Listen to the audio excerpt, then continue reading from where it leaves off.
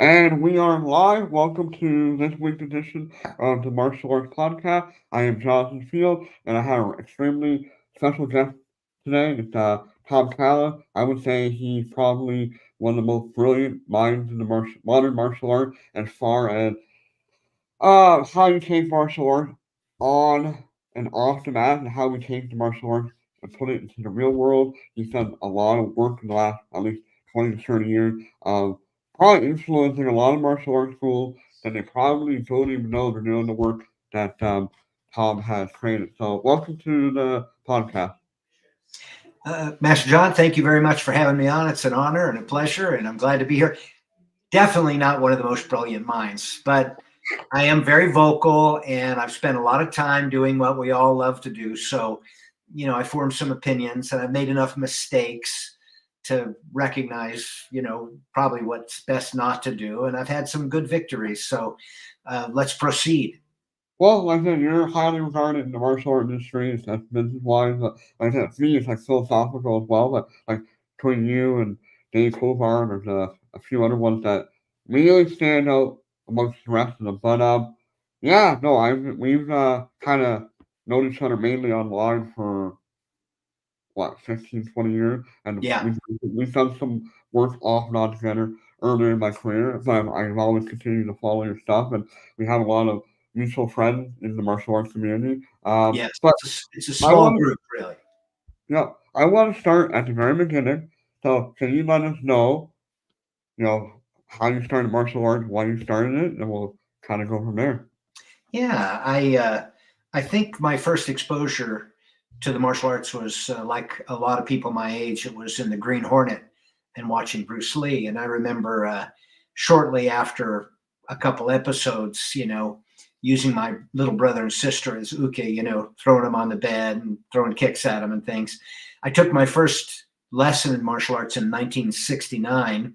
I was 8 or 9, and it was in my community. I lived in a decommissioned Air Force base, excuse me, and there was a judo club for adults on that worked out in the old military gym there, and I used to go over and watch. And after I sat there for a couple classes, they invited me on after class and taught me to do some break falls and rolls, and they let me throw a couple of the big guys, and I was hooked. Shortly thereafter, my family moved closer to town. This was Reno, and I joined a taekwondo school. I was 11 at that time, and I stayed with that teacher. His name was Grandmaster Lou Grasso, was an ITF guy, and I stayed with him to first degree, which was 8 years because he didn't really like giving black belts to kids. So I had to turn 18. And then I put my stuff on my motorcycle, my Honda 750, and moved from Reno to San Jose because I had a friend who lived a mile from Mr. Reyes' school, who knew Mr. Reyes, who knew his teacher. And I went and slept on his couch and joined Ernie Reyes' school. So I was one of the better guys in my school. I'd like to say I was the best, but there were some good people. And when I went to San Jose, I was like the worst.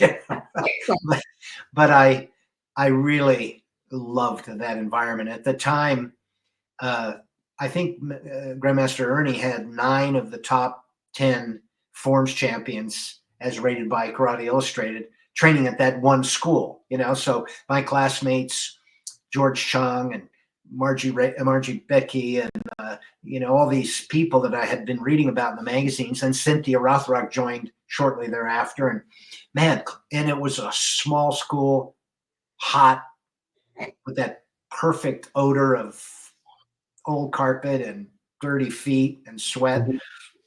And he'd give us a 5-minute break. We'd all, break down the doors to get outside, breathe some fresh air. But oh man, it was a martial arts athlete's paradise. Yeah. So what made it that perfect atmosphere then? Was it the training? Was it the bonding between the athletes, the instructors? I have to guess, but all the guys and gals that I was training with had been under Mr. Reyes since they were little kids. Mm. And one of the most profound differences between the kind of taekwondo that I had done and what I was exposed to there was I had all the basics down. I mean, my basics looked like you could have put them in a book. Mhm. But what Mr. Reyes had and the group had was flow. They could flow, and I was rigid and singular, and they were just, George Chung was all over the place, as everybody there at the academy was. But I think what Mr. Reyes did was, it wasn't that he was training in a different kind of style, using different methodology, and some of it was, of course, because everybody has their own take on it. But he trained his people to give on a scale from 1 to 10. If 10 was your best and 1 was your worst, they were used to putting out, while they were training, a level 10 performance. Intensity, speed, power, listening. It was just a whole nother expectation level, and everybody was well conditioned in that. Now I understood when I saw it, and I modeled it, and I eventually got there. But it was just a different training environment, and I think Mr. Reyes, Grandmaster Ernie, just has this kind of expectation, and you can have a flawed technique, but don't put out less than 100%, of what you can. Even if you're going slow or doing something light, there's a level of complete, immersion into what you're doing. And so that's all I can pinpoint. And after that, it was all just drill, drill, drill, sparring. And every weekend, give or take, he had some big event, and it hasn't changed for 45 years. I just saw him at the Black Belt Magazine Hall of Fame accepting an award for his son, Ernie Jr. And then I sent him a note to get some pictures, and the next day they were at the Mr. Olympia giving a demo. So it's been, so that need to perform at a high level, his expectation of the team, and how he described what he was looking for. For example, he said in so many words, I can't remember if I'm paraphrasing this or I condensed it, but this was the essence of what I learned from him was, when you're doing a demonstration, first thing you have to know is, what am I doing? Run 3 steps, turn right, drop back, whatever it was. Then the second level of awareness was, I have to be with the person who's my partner, whether they're to my left, right, or center, because if the whole team's together and I'm doing my own thing, that's not going to work. So you have to stay with that person. Third level of awareness was, you have to be aware of the group, because if the two of you are doing your own thing and you're out of sync with the group, that ruins the show. Then the fourth level of awareness was, you had to be able to project to the audience. Your performance couldn't be in here. It had to project out. And the goal was to impact people viscerally versus just intellectually. So, for example, he said, if the announcer has to cue the audience, let's give them a round of applause, he said, we have failed. We have to project energy toward the audience and get them involved at a visceral level to where they can't help themselves but stand up, and they're just impacted by it. And that was the goal.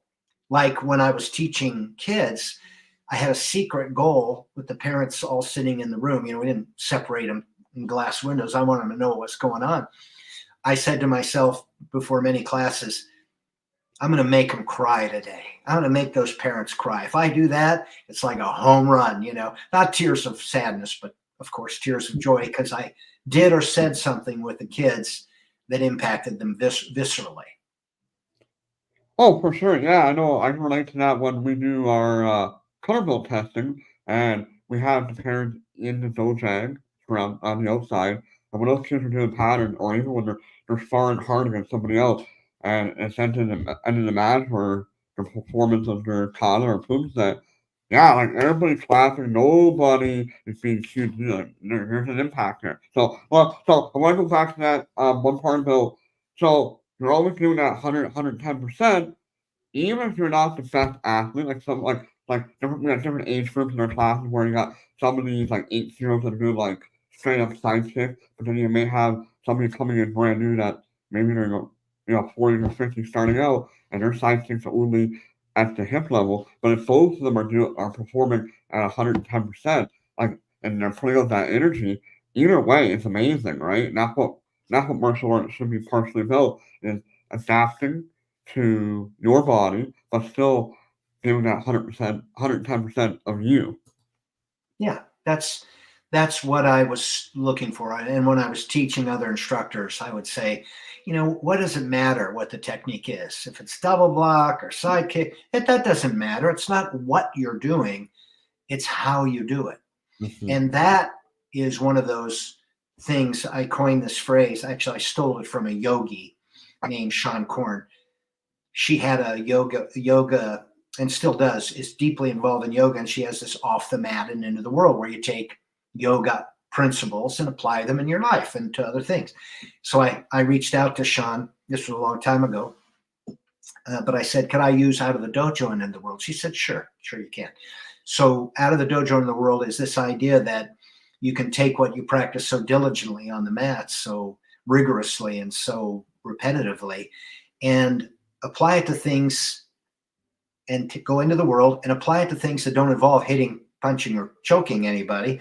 And there is the ultimate form of teaching, is when you can take what you're practicing on the mat and apply it in your life.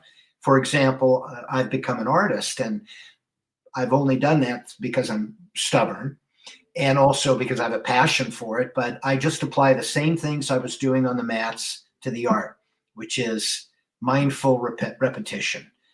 I come back the next day, regardless of what happened the day before. I don't get too involved in any one workout because I know that it's cumulative, or any one art session. And I just keep applying myself and being introspective about what I'm doing, not doing it mindlessly, but being mindful and analyzing. And then next workout, we all do it. This time I was working on my leg locks. Next time I'm trying to get into that, in that back mount, and whatever it is that you're working on, you just keep coming back. And, you have to learn, in this case, in our case, martial artists, to like that which isn't very likable. I call it the suck. If you don't get good at this, if you don't learn to enjoy the suck part of it, you're not going to be there a year from now. So whatever it is that pains you, you have to kind of transform it into something different. Not pain, but excitement, enthusiasm, and acknowledgement that you're going to overcome it in some way or another. And that keeps you there. If you get that kind of attitude, you're there a year later, or 2 years later, or 50 years later. I guess part of that would be also consistency, right? So you're saying, so you don't necessarily have to be all consumed with that one particular workout. It's better off being consistent of training martial arts 3 or 4 times a week over the long haul versus kill yourself on the mat for an hour one day, and then now you can't move for a week, then come back again, right? Same with art, you're consistently working at the small detail every day versus spending one day just going nuts and then being sick of it. Well, it's athlete appropriate. When I joined Ernie Reyes, we were all of that perfect athletic age, no aches and pains yet that didn't go away the next day. And we were all in great shape. These weren't white belt classes, it jumped right into that. And so there's a high level of expectation, but of course it has to be dialed down when you're teaching beginners. But the only thing, no, it's not the only thing, but one of the most important things that I learned from 50 years of study and training and teaching is the power of repetitive practice. And that's what you're talking about, being consistent. My job isn't to teach you martial arts today. It's not to teach you that form or the technique or whatever. My job is to teach you in a way that makes you come back for the next workout. Mm-hmm. Because that is the secret to teaching, to learning, to getting over the obstacles, is not just what you hear, witness, or experience. It's coming back and doing it again and again and again. So, you squeeze down the essence of what we learned. Well, don't give up easily if you're really inspired by something and you really want it, like guitar. I've taken so many guitar lessons, can't play worth snot, but it's just not that important to me, you know. Yep. But the things that are important to you or to anybody you know, then I think you do best when you have that mindset of, I'm just going to keep doing it until I figure it out, you know? Yeah, for sure. And I'm the same way with guitar. I mean, I've done so many lessons, tried doing it online. I just no, it's not that important. But martial arts for me, and then also being a good teacher, and we have a leadership team here, and we focus on pretty much what you're saying is when I'm teaching them how to teach and how to, think a different way in martial art, but we're also focusing on how can you take those skills and if you're a student, how are you going to apply that to all your classes? If you're somebody that works in an office, how can you apply those lessons into your office work? If you're a manager, how can we do that? Like we're really focusing on again, taking the martial arts off the mat, putting them into the real world. Now, you thought that you, like I said, I was quite fascinated the fact that you said that you started out in judo first, because I always thought you were originally a taekwondo guy, which is fascinating. So that you went from a grappling art to a pretty much a striking art, and then later in your martial arts career, or maybe mid career, you also were also doing jiu-jitsu as well. Yeah, I didn't really learn a lot of judo. You know, I learned the basics. My break falls are great. Like I'll turn 65 this year. I live in a cold environment. Occasionally I'll slip on the ice and I'm always, I land perfectly, but nobody's ever around looking. I'll look around. Did anybody see it? No, damn, didn't happen. But I've done, I didn't get heavily into judo like I did taekwondo because I was just too young and they didn't have kids classes then. It was just a group of black belts who were meeting who happened to be in an open gym that I could go watch. And it was, 2 blocks from my house. But, then there was Kung Fu and there was Bruce Tegner books, out of the local elementary school library. And I was just started to get hooked and my friends and I would play. And when I got involved with Mr. Grosso, he was teaching classes 5 days a week. I was there, and he was a good teacher, especially for young people, just in that beautiful, rigid taekwondo way of mastering the basics and knowing the student song and the creed. And later in my life, I met many great instructors, but those basic lessons have carried me through. It's the same thing I do in art. Got to master the basics, otherwise your grandiose dreams won't come to fruition, by luck. So while you were teaching, how did you start into the jiu-jitsu world? Well, I was up for testing for 6th Dan, I think, 6th Dan, and there's a whole group of us, all people who were known on the West Coast demo team. We're all coming up in the same rank, so we all tested together. It's about 13 or 14 of us, and Caesar and Half Gracie opened a school down from the street from Grandmaster Ernie, so he started taking lessons with him. And this was very common for Ernie Reyes Sr. I remember being at the academy, and Anthony Chan, the wushu team, would come over, and we'd do wushu for an hour. Or, the Bay Area of California is such a hub of martial arts people, Brazilian, Japanese, Chinese, and Ernie Reyes Sr.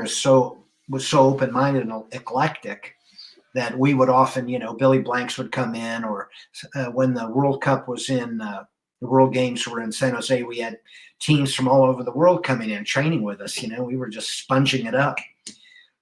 And so I had been, at that point, I had sold my schools and retired from teaching. I was having some hip issues. I was still training, but I was on to the next thing. And I had moved to Hawaii, and I thought I might become a writer. And so I was in a writer's program, and I had wanted to go back to school. And I knew the test was coming up, and he started taking jiu-jitsu. So he said, "You guys got to learn jiu-jitsu." So my very first lesson was in Dave Kovar's school in Sacramento. I had come back to the mainland to teach a seminar or something. and Caesar Gracie came with a black belt of his, and I had been training about 25 years at that point. And I remember doing the class. It's a common jiu-jitsu, story. So I'm with some young guy, and we go through warm-ups, we do all the drills, then it's time to roll. And he taps me out like from A to Z, like, oh, I'll start with this one and I'll just work my way around. And at the end of class, I was like, oh, that's great. I said, how long you been training? He said, oh, about 4 months. How about you? And I said, oh, a while. Yeah. And I said, that's never going to happen to me again, And so I became serious, and I got to train with Helson Gracie in Hawaii a bit. And then I was being I knew a little bit. I'd taken a few more lessons. Dave helped me, and I was living on the Big Island, and I just started training what I knew. And I put up an ad in the Hilo, and the first day I moved there, and BJ Penn answered. He did martial arts, yeah. So BJ and his brothers and friends became my training partners, and it wasn't very long, like I trained them for the first year, and I knew how to do an arm bar, and I knew maybe if the entire alphabet's A to Z, I knew maybe A to K, and but not a lot of real under a black belt training experience, but I knew how to train. So I taught BJ what I know. He started really whipping me up. And Mr. Reyes was having his 50th birthday party in the mainland, and I went over and saw BJ's dad, JD, and I said, I'm going to San Jose, House and Caesar School's right down the street. Why don't you send BJ with me, and I'll introduce him to Half, because he needs a better instructor than me. I'm tapped out. And that was the first time that BJ had gone off island or on an airplane. So, he's a young kid. Yeah. And I took him over to Half's, and he was already starting to get, first lesson, he was giving everybody the what for. And it wasn't 2.5 years later, he won the world championships in the black belt division. And nobody even scored a point on him. He was the first non-Brazilian to ever win the black belt division in the world championships. No. Thus his title, the Prodigy. He was gifted. I remember one time I was getting near the test. I'd been running and doing weights and, doing jiu-jitsu and throwing kicks and doing everything I needed to be ready for sixth dan. And I was tired the day I met him. And I said, BJ, let's just move a little bit together. I want to see how you move. Let's slap box a little bit, because then we didn't have gloves with us. Well, he hits me about 6 times in the face before I can flinch. Now I'm chasing him all over the gym trying to get my revenge. And I remember walking home that day. I lived about a mile away, and my head was hanging. I just knew that I just had my oats handed to me by a 17-year-old. And I've been training 25 years. 5th degree black belt. Fortunately, he became a world champion, and that takes some sting off. Well, that's part of our job. That's part of what we do. Is we are to make our students better than what we were. Yeah, but I want it to take a little longer. I don't want to kick in my butt in a year. I give it a few years, before you humble me.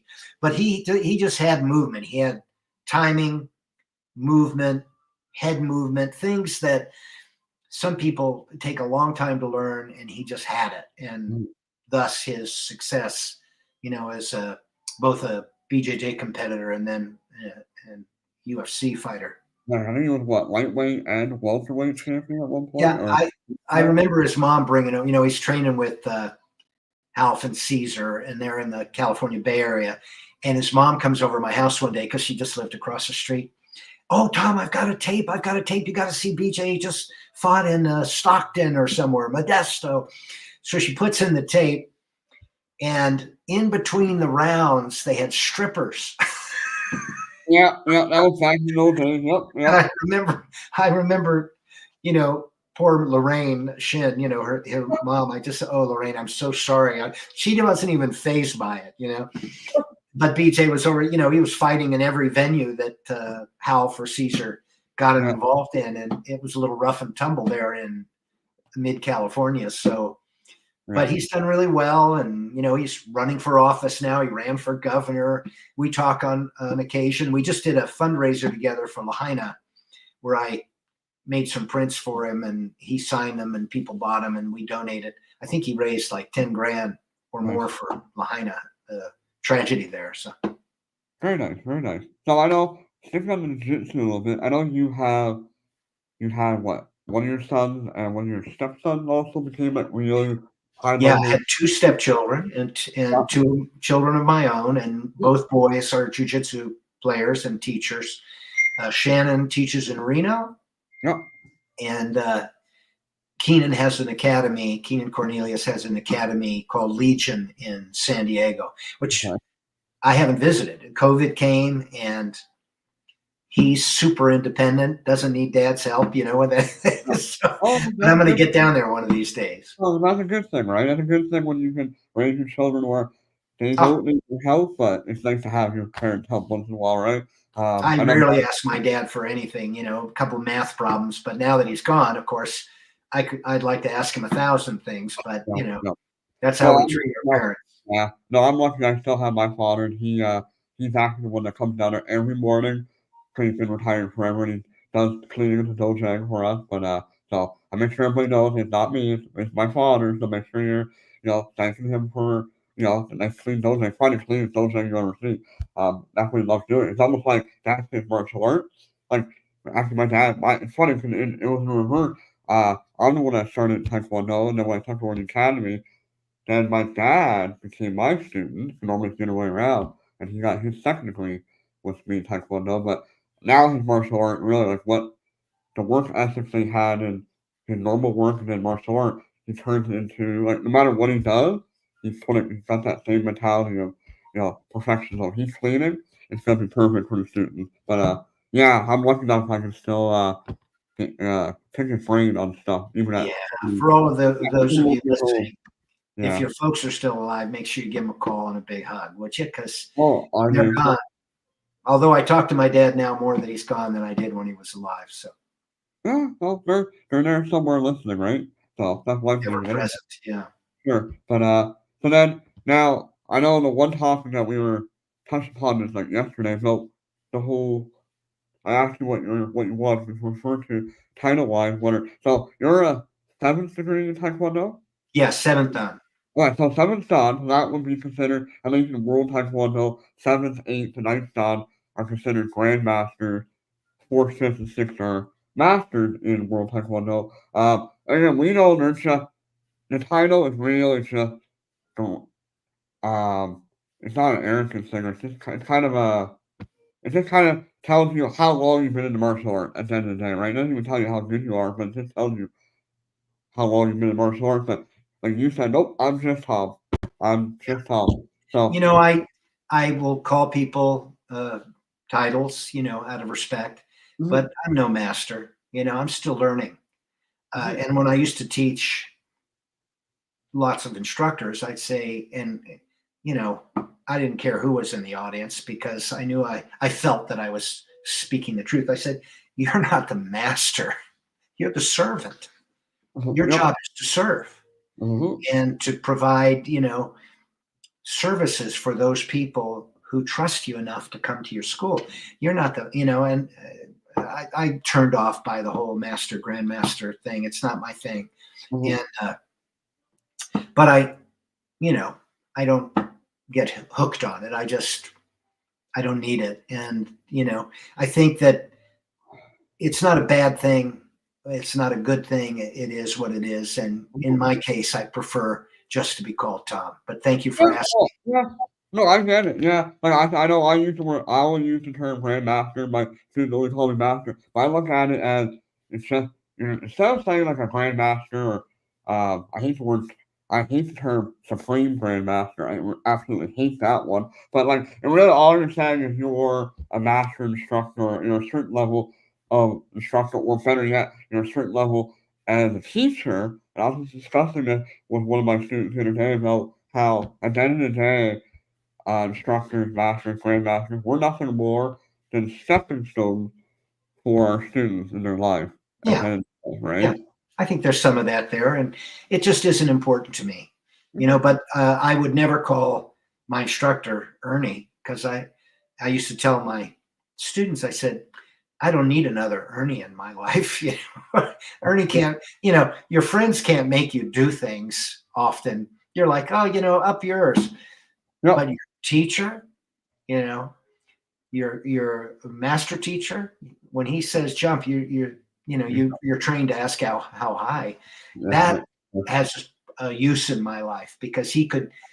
When I was consulting for schools, I'd occasionally get someone who just could not hear what I was saying, wouldn't follow instructions. Yeah, you know this story.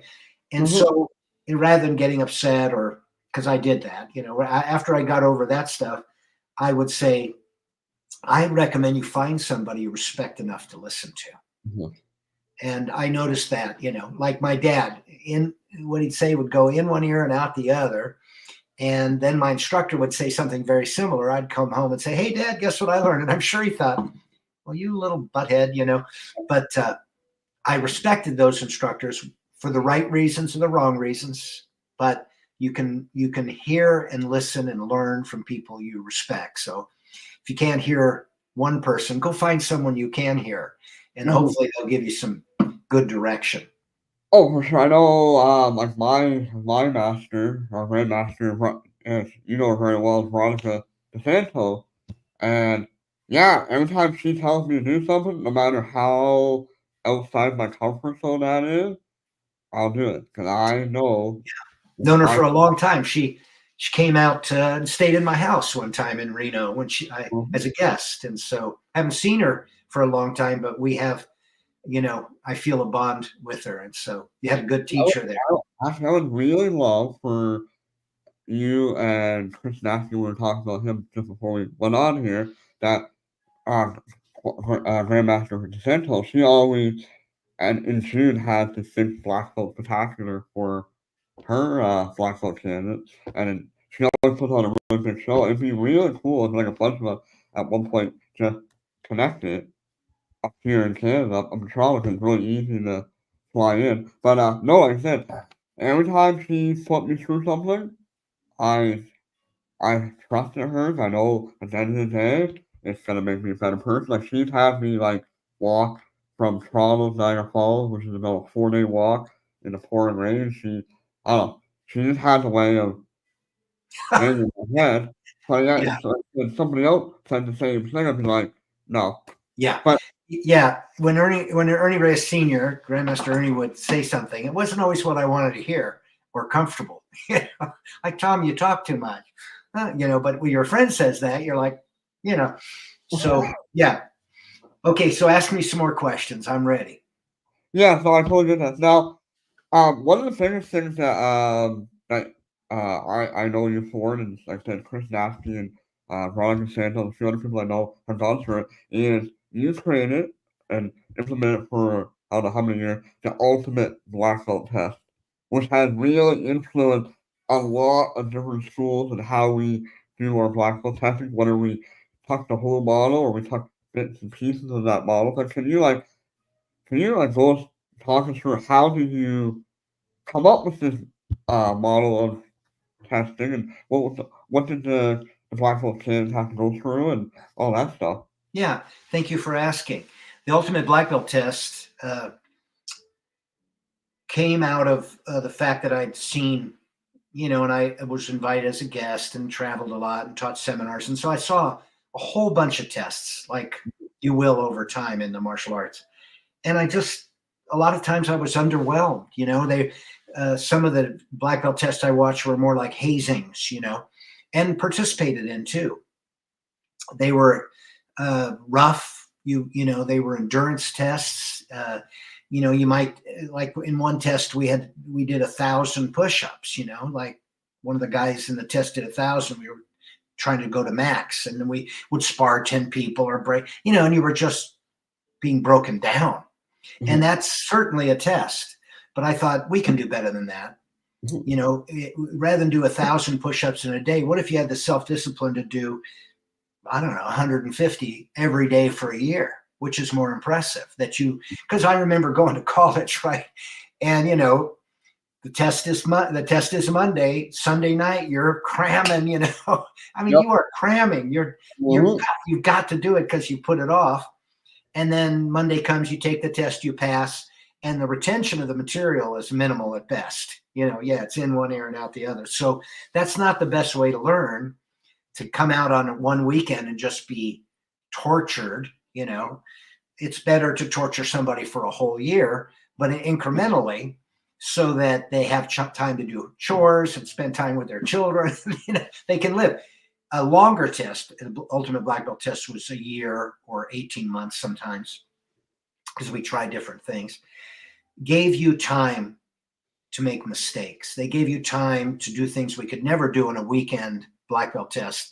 You could read things, you could help people, you could build things, you could construct ideas, you could do all sorts of things that you'd never have time in a weekend. So I started experimenting, and I made the first call, like, I'm going to do this program. It was kind of expensive because I needed to fund the activities that we were going to do. We were going to meet 3 times in a year. Mm-hmm. And we tried things. So the first test was like 1,000 push-ups, 1,000 acts of kindness, 1,000 repetitions of a single kata, 1,000 rounds of sparring, a day in a wheelchair, a day blind, a day mute. Because part of the reason that I thought that we should do something more elaborate and more consistent with what we thought the martial arts were about is because I understood that the average person looking at a black belt had these ideas in their head of all the things this person must have learned or studied or done. And the truth is that there wasn't very much.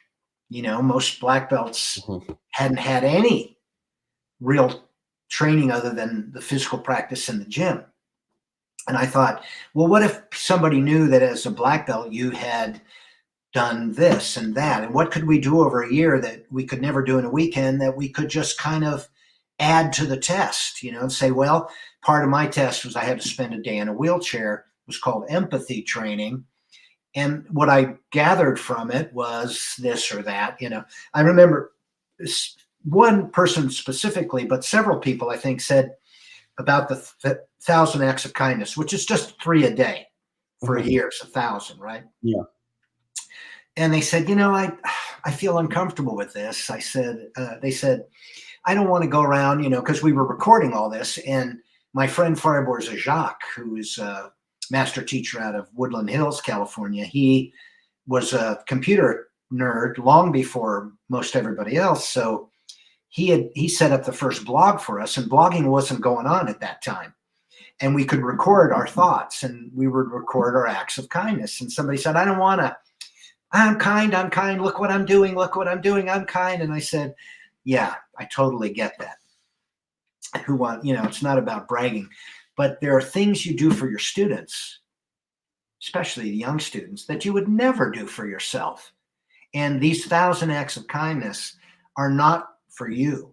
They're for that impressionable 9-year-old or the 17-year-old who hadn't thought about kindness, hadn't linked kindness with self-defense. And kindness might be the ultimate form of self-defense.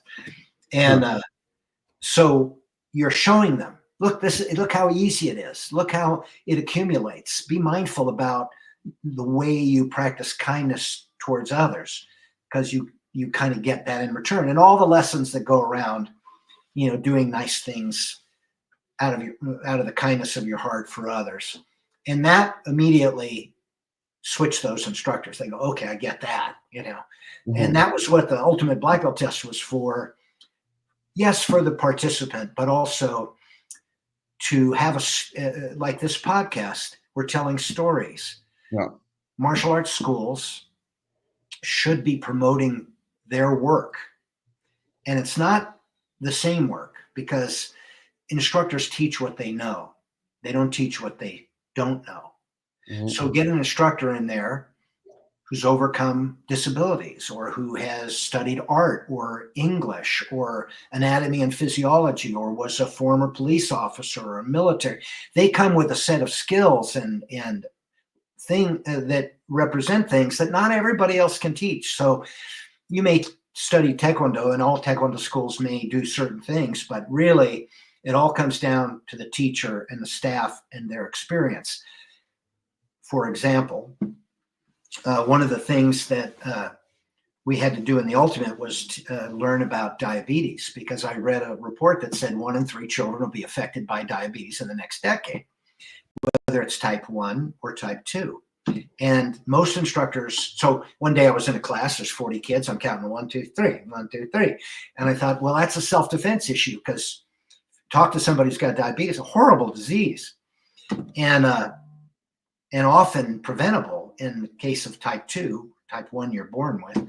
And I said, we don't talk about diabetes in our schools because we don't know squat about diabetes. If we knew about it, we would articulate it because it's so relevant to personal health and safety.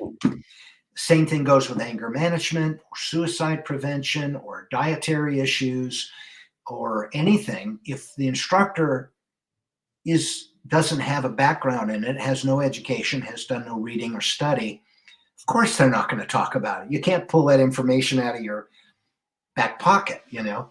So part of the job that I had was to give instructors experience. In a year test, you could read a book about diabetes and say, that was a part of my test. I had to, and boom, all of a sudden your story is enriched and you have a whole year to tell it. And it's kind of like, it reminded me of getting ready to climb Everest. If I said, I'm going to climb Everest barefoot and I'm in training right now, you'd be like, you're doing what? What kind of training do you do? The story begins. You haven't climbed Everest. You haven't succeeded or failed. It's the training you're going through that's the story. And this gave instructors something to talk about that was relevant to communities, and for an extended period of time. So if 3 acts of kindness a day in a year is 1,000, 3 social media posts, be one on YouTube or Facebook or Instagram or whatever, in a year, you'd have 1,000 posts. And every one of those posts was nothing more than a delivery system for information about your school. But it also gave you a chance to tell stories that brought other people in. Like, you start talking about diabetes, nurses, doctors turn to anybody with diabetes or any experience, or uncle has diabetes or brother. If you start talking about anger management, local behaviorists and clinical psychologists might go, wow, I didn't connect. Of course they're teaching anger management. But prior to the ultimate black belt test, these things were not, it wasn't formalized, like, okay, this is what we're going to study. So another thing about the UBBT was the ultimate black belt test was, you could, if you do something for a year and you fail half the time, you're still doing about quadruple what anybody could do on a weekend. You know what I'm saying? You could fail to do things, but still get more repetitive practice. And so it was safer, instead of getting in shape because your test is coming up in a couple months and now you're scrambling, you had a whole year to change your diet, to lower your body fat, to gain muscle, to work on skills that you weren't good at, to learn new things. And we'd have 3 times that we'd meet. And those 3 meetings were kind of Tony Robbins-esque, And I got that from Grandmaster Ernie, who was a friend of Tony Robbins, and made our tests into these elaborate, challenges that lasted days, where we'd sleep on the backyard of Mr. Reyes and we'd go blindfolded from event to event. You take your blindfold off, there'd be Tadashi Yamashita ready to teach us both, or the San Jose judo team, or we'd be doing, they take us in the mountains and we do rappelling into a cave and then spelunking. It was just all these challenges that brought the team together, that tested our ability to stay in, the right state of mind. And anyway, it was fun. So I did some of that. We'd meet 3 times. We'd have an eco adventure where I'd take the team out on a 4-day backpacking trip along the Pacific Crest Trail, and no sleeping bag. No tents. They had to sleep outdoors. And that was funny. One guy, I won't mention his name, he was going to hike the Sierra in his taekwondo shoes, carrying his luggage up with canned food inside the luggage. I had to scramble to get his game on. Another guy brought his Barney sleeping bag. He almost got hypothermia. another guy covered his whole body in deets, because there were some mosquitoes. We had to haul him out. And one of the guys came to me and said, I've camped out before. Most of them had never camped out. He said, but I got scared about 1 a.m, so I went back in the house.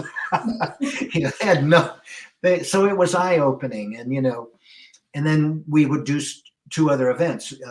A finished event where, like, one time we did a big demo with the West Coast demo team and did a fire walk, and got to roll with Frank Shamrock, and just all these fun events as a team. And then we would do one mid-range, which was like one time we did a beach cleanup under the Golden Gate Bridge with Dan Millman, and we just had or we went to New York and we peeled potatoes in the Bowery. It was just about bonding and having better stories to tell.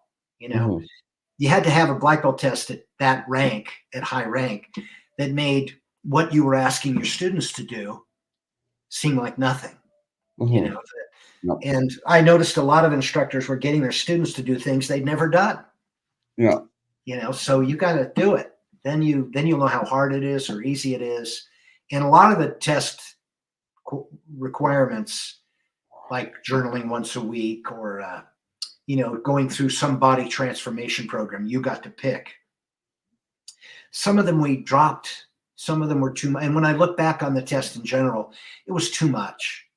But isn't that the problem with every instructor? You teach, when you first start teaching, you just dump it all out. And then over time, you start to say, well, that's comes later. Yeah. And if I were doing the ultimate black belt test again, and I've been asked because it's been 20-year anniversary coming up, it would be more simple. Oh, and one of the things that might inform instructors watching is I realized that we always tell our students what to do, what foot to move, what hand to move, how to hold. And I thought at some level, you have to step away and say, what do you want to do? And the ultimate test isn't what I found in what I want the student to achieve alone. The ultimate test would be helping the participant achieve something that he or she or they wanted to do in their life. And you just made it you've always wanted to write a book? Okay, then that's a requirement. You got a year. Let's put it together, at least draft number 1. And all of a sudden, instead of it being me dictating what they're going to do, they get to work on something that they're passionate about. And they could eliminate other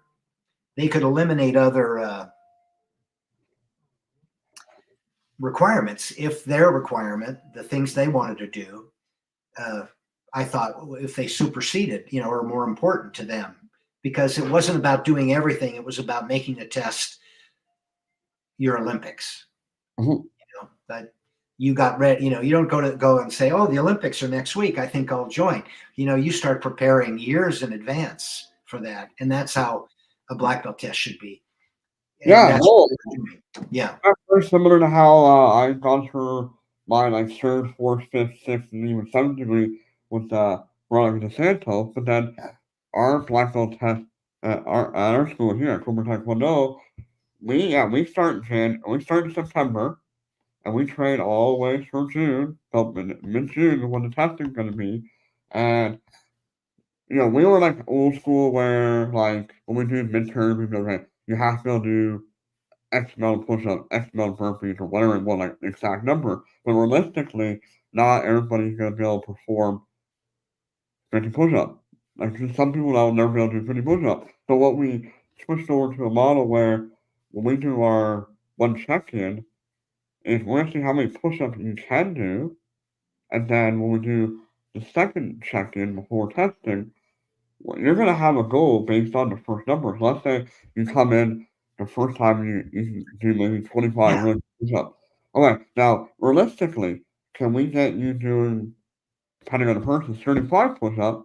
Now you have a tangible goal based on your body versus somebody else, right? And we're revisiting an earlier topic. Because the real value of doing push-ups every day for a year is the repetitive return to that. So that the kid, let's say the 20-year-old or the 16-year-old who's done something every day. It wasn't very hard for him. Your grandma could do 100 push-ups in a day if she broke it down into sets of 5, right? Yeah. So, but when looking back, it wasn't about the push-ups. It was about, if I were talking to an audience about what the student accomplished, I'd say push-ups, anybody can do them. What's really valuable about what the student did was they did it every day, with some small exceptions. And that is a tool that you can apply to anything, whatever your career is, your family, raising children, you got to start, you got to be there every single day. So that's kind of a recurring theme of it. But my goal was to make the ultimate black belt test, which was a very complex program because it required issues of safety and organization and money and time. And I had to have enough influence to get these high ranking teachers. I had people taking the test that were higher ranked than I was, and recognizing that, if I was 6th dan at the time and they were 8th dan, I wasn't going to be giving them their 9th. They took it because they liked the idea of it and wanted to live it. And that's what I would say. I had a friend, Randy, who stole everything from the ultimate black belt test without taking it. He put up a website for his students, and it was almost verbatim. And somebody found it and pointed it out to me. And at that point, I'd been running the test for a couple of years, and so I call Randy up. It's Randy Edwards in Fayetteville, Arkansas. We're now great friends. But I said, Randy, you're the only person who's taken action on these ideas and starting to implement. I've had hundreds of people talk to me about it or take the test, but you're the only one that's really gone to the next level, but you haven't taken the test. So I want to praise you for that and let you know that I'm going to come kill you if you don't join the program. And he did. And, we had formed a good friendship, but that was my goal. Part of my 7th dan test. And this was my own, nobody told me to do it. I took on a project and I said, I'm going to do this program because I can, because I have the managerial skills, because I have the chutzpah, the connections, but I'm going to use it as an example of what I think somebody should be doing for their 7th dan. You should be creating something, producing something, making something that's unique to your experience. So it wasn't about replicating the ultimate black belt test. It was to say, if you're going to test for 7th dan, it's not breaking, 6 boards with a back kick and, fighting 10 people and you've been in the martial arts for that. I would expect you to produce something that reflects the skills that you've acquired. And the ultimate black belt test was an example of that. It was a complex example. For a 7-year-old kid who was testing for a gold belt or the 16-year-old testing for 1st dan, I wouldn't expect that out of them. It would be something more age and skill appropriate. But for a 50-something 6th dan black belt with 40 years experience at that time, whatever, that was my example. And I hope that example not only gave other schools and instructors ideas, oh, I like the acts of kindness, oh, I like the day event, but also it set a bar to say, you want to be a 7th degree? Here's an example. And that was one of the reasons we recorded the test and did videos and I made everybody journal is because most of the tests I had ever seen had very small audiences, 10 people or maybe 500 people. In towns that had 250,000 population, you're reaching such a small amount of people. So what black belts are doing for their tests goes unseen by the general public. Well, here we made it transparent. And I could imagine Mr. Johnson saying, hey, Martha, come over and look at this. These guys have to be in a wheelchair and immune, and they have to do this, and it's a year long. Wow, I didn't know, And I hope that that's what came out of it, that people are improving the quality of their tests, not with an exact replication of what I did, but with a sense of license to be creative and to see what happens, because I didn't know what was going to happen, and but I don't know what's going to happen when I pick up a paintbrush sometimes, it just got to flow and you got to try this and try that and see what comes out at the end. And sometimes you're lucky and you learn something. Oh, I agree. I know, I think you definitely influenced our black belt taekwondo. Like my students have this journal that they have to fill out. Basically, very similar like your Yeah, conditioning, your form. We have every week you have to write down what you're grateful for, the challenges you're facing, any type of breakthroughs that they had to go through. So you're seeing this stuff that this this process is influencing a lot more just than what you're doing on the mat. Like this yeah, is like your lifestyle, and like I said, we also do like three, I guess we'll say three events per year as well, where we have like I host a martial arts symposium where I bring in different martial art instructors from different styles, so that my students kind of get to learn a little bit from everybody yeah. and see how like this That is makes jiu-jitsu. sense. But John, This let is me interject. yeah. As a school owner, I was burdened with the need to promote my school. I needed calls to come in. And in the case of, let's say, one of my schools in Reno, I expected 60 calls a month. That was my goal. So it was my responsibility to do what needed to be done to generate that kind of interest.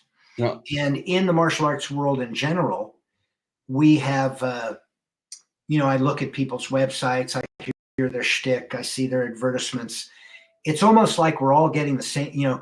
A school could open up with 1/100th of the experience that you have, right down the street, funded Yeah. by his dad, and he could use all the words you use: courtesy, integrity, perseverance, whatever. Talk about all the benefits of black belt, because why not? Mhm. He could borrow your or anybody's verbiage, Yep. and so that's an equalizer. Everybody says they're doing the same thing. So Yep. distinguish yourself through your actions. My friend, may he rest in peace, Grandmaster Junri, Yep. once said to me, if a picture's worth 1,000 words, then an action is worth 1,000 pictures. The Mhm. ultimate black belt test gave us stories, a lengthy time to talk about things that people, that esteemed the martial arts, that esteemed the practitioner, that showed that we were thinking. We weren't just kicking and punching each other. We were learning about issues of health and emotional, sensibility, and having all these experiences, whether they be ride-arounds with cops or, these backpacking journeys where we dealt with what was martial arts, what it have to do with nature. You know, uh, I had read a book called The Last Child in the Woods and met the author, but he said, he coined the phrase nature deficit disorder, that kids were not getting out into nature as he had as a kid, and there were consequences for that. So the backpacking trip was to discuss those ideas in a real world setting. And I told the author of that book, I said, as a result of your book, many martial arts teachers are now taking their kids into the countryside as part of their exams and getting them exposed to, and that was impressive. He said, you call me back and let's talk about that sometime. So, was these stories that we were having to tell. Oh, and so your journal, which is a book, Yep. has value. But in Mhm. the case of my school, I wanted, and because I was testing people who are getting ready for black belts, so usually they were mature enough, I wanted that all transparent. Mhm. If your journey, meaning you, student number 10, whatever your age is, whatever your sex is, if your journey you're on doesn't make people want to sign up, knock on our door and say, I got to do that, then you're not doing it right. Mhm. So, for example, I have an instructor in Reno who had a black belt test and he was graduating, I want to say about 100 people. Called me to brag, and I said, wow, that's great. I said, are they journaling? He said, no, we haven't gotten that down yet. I said, okay. So how many? He was gonna fill one of the ballrooms at a casino. He said he's expecting about 1,200 people. And I said, wow, 1,200 people, 100 testers. They're going to really see that night. I said, what a missed opportunity, because that's a very small audience in a Mhm. town of 250,000 people. Now get 60 people to do one journal a week for 12 months, each one with a link to the school and our phone number and telling them what they're doing. And, we can read the journals. If you're not doing squat or if you don't write well, when you're out, you'll have a lot more practice. But your journey should sell our lessons, not my advertisements, not the language we steal from the industry or because I hired somebody to do my marketing for me. Yep. What you're doing has to sell your lessons. Mhm. And I noticed that most instructors were really inarticulate in how they described the benefits of their program. And that's usually because they haven't practiced. They haven't had to. When I first started journaling, and I wrote millions of words about the martial arts, I thought it was because I was promoting my school. Oh, look, I'm promoting my school. It's so smart. But after XX amount of posts, I realized, oh, I'm developing a unique vocabulary about my work because I'm basically talking about the same thing over and over again, but so that it doesn't get boring. And, I'm describing it in different ways. And it started to cultivate a vocabulary that my competitors certainly didn't have. And so, again, as we all know, anybody watching this, you think you're teaching your students, right? But you're really the one that's learning, just as much or more. And that's what I learned from journaling was that, I had to make my journey make people want to go, wow, this is what makes you unique. This is your school. I've never heard of this before. This is exciting. I'm interested in that, instead of these canned advertisements that so many people use and think they're promoting their school. It's not the best way. Yeah, no, that's like I was saying, well, before we popped on, this is partially why I'm doing these podcasts where I'm interviewing all these martial artists to, to share the story, but also partially to kind of let people know this is what martial arts is, this is our passion, this is what we really do. The punching and kicking is a small part of what we actually do. And I think I think more people need to understand what we really do, at least some of Yeah, them but should. most black belts don't do very much. They show up for classes, they do the requirements. They've got the 32 self-defense techniques, the 5-4. Yep. There's not much behind it except in rare occasions. But we could easily require that. And speaking of which, when somebody joins the first day of your school, they're really starting their black belt test. Mhm. Because they're never going to get their black belt unless they go through that period. If you just tested for 6th, your 7th dan test begins tomorrow. And how much easier is it if you have 7 years between your 6th and 7th test and you start day 1 in a new transformation and talk about, okay, this is what I'm setting out to do.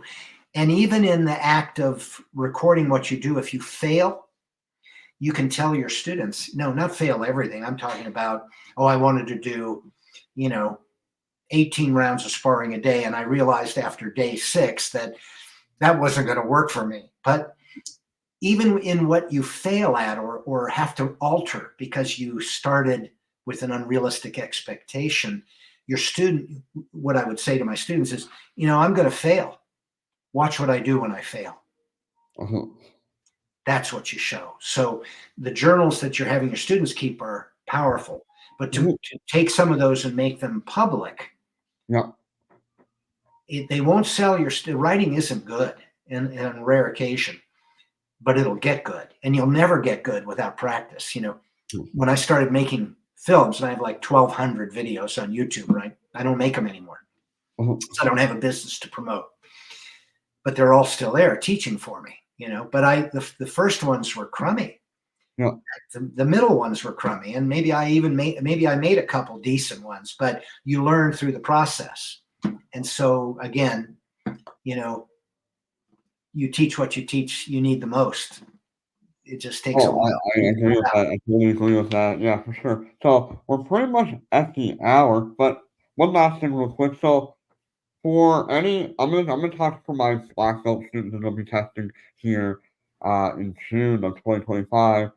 Like, what do you think that they should be focused besides their physical requirements and all the journaling, whatever? What do you think would be something that you think they should be focusing on between now and June to really make their journey Yeah. such Well, powerful. besides the obvious practices of health and fitness, losing the body fat, gaining the muscle mass, going through the dietary issues, acting like an athlete, and not overtraining, Mm-hmm. because that's the biggest problem we have in our Oh industry. yeah, It's not undertraining, it's overtraining, and for you sure. lose people due to injury. Between you and I and several other black belts, I mean, we've kept some doctors, in the money. Oh yeah. So besides that, I think how I approach a black belt test now is it's more of less of what I want them to do. Now I'm talking about at first degree, and especially because a lot of those first degrees are young kids males without full frontal brain lobe development, yet. I'm very controlling, like you're going to do this, you're going to do this, with some exceptions. But at third, fourth, fifth, sixth, seventh, these people have proven themselves. So it'd be more of an interview process. Like, what's most important to you? And if somebody said, my family's most important to me, which, many people would say, and it's been said to me. So I would say, well, on a scale from 1 to 10, if 10 was like you're on every aspect of that, and 1 was you're not doing diddly squat, where are you? And they'd say, oh, nobody would say, oh, I'm at 10. It could always improve. So they'd say, oh, I'm at a 5. And I'd say, well, what would you do what's the difference between a 5 and a 6? What would that be? And they're having to look, and they say, well, I think we should spend more time in the nature together, and I've been too busy and I don't take my kids out. I said, well, why don't we make that a part of your test? That you have, that this is going to be one of your goals because it's important to you. It's what you care about the most. And damn if it isn't a fine story. Yeah. Because every adult who hears that is going to go, I could probably up my game too, and all of a sudden you're talking about martial arts from a point of view that isn't about, ichikwansu or, knife hand chop. It's about life. And this is a good way to end the interview is, people, I don't care about being a martial artist. I care about being a human being. Yes, And I don't think the martial arts are very important. It's such a small portion of a pie. Mm-hmm. What's important is life. Yeah. To be well-rounded. So the martial arts is just this little thing. If you spend your whole life to be a martial arts master and a martial artist, I think you could do better. Mm-hmm. The goal is not to be a martial artist, but to be a great human being. For sure. With whatever that means to you.